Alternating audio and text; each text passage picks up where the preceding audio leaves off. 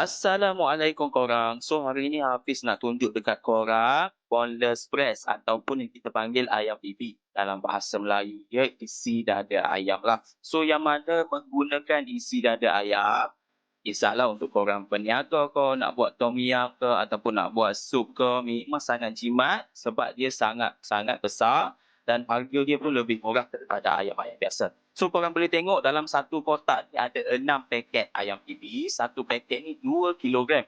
Korang boleh tengok sendiri, dia punya satu paket tu memang sangat besar. Jadi memang jimat lah.